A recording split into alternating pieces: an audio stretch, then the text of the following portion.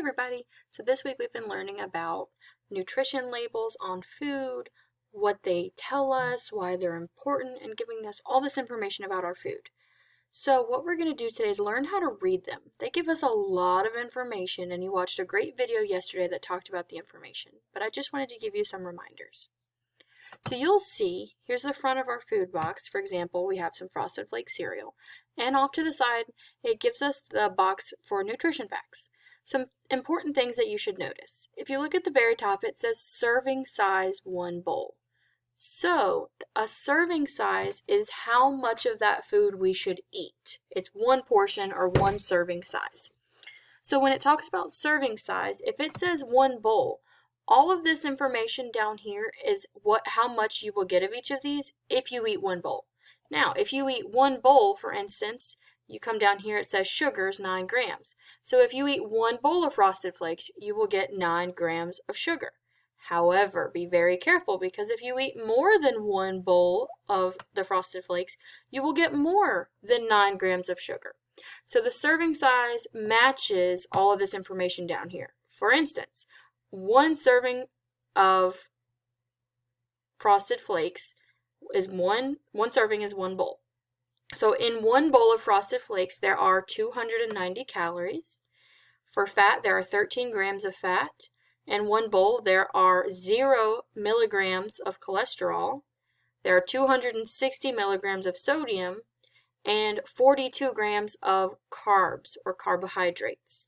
And we talked about sugars, there's 9 grams of sugars, and there are 7 grams of protein.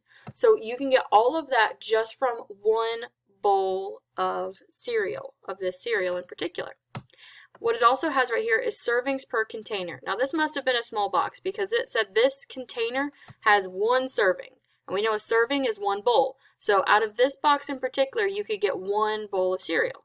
Now sometimes we might see nutrition labels that say serving size per container. It might have said 4, which means that if a serving size is 1 bowl, if there's 4 containers, if there's 4 servings in this container, you could get 4 servings out of this whole box. In other words, 4 bowls of cereal. So you want to be careful when you're looking at it to make sure that you're reading correctly.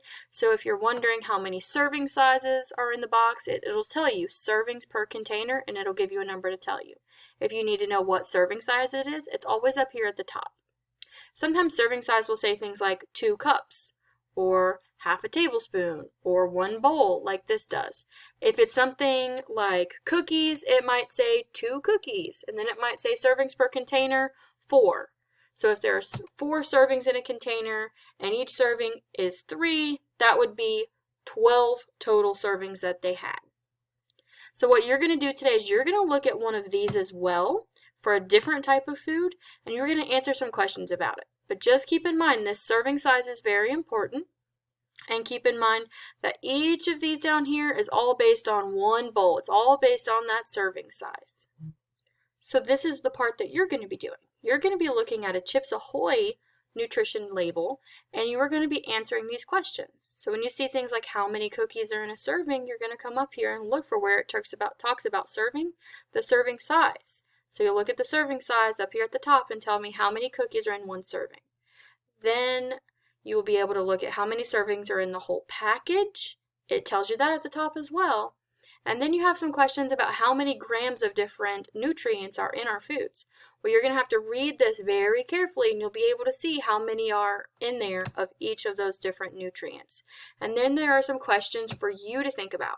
When is it okay to eat these cookies? And on a scale of 1 to 5, how would you rate them? If 1 is really healthy and 5 is really unhealthy, and then everything in between, on a scale of 1 to 5, how would you rate them? Which number would you give them? So that's what you're going to be doing today. Don't forget that you need to do a file upload, so you need to make sure that you rename this document whenever you go to it on the Google Docs, and then when you go back to your assignment, you're going to go through and press submit, click on Google Doc, and then click the name of the assignment that you were writing in and press submit.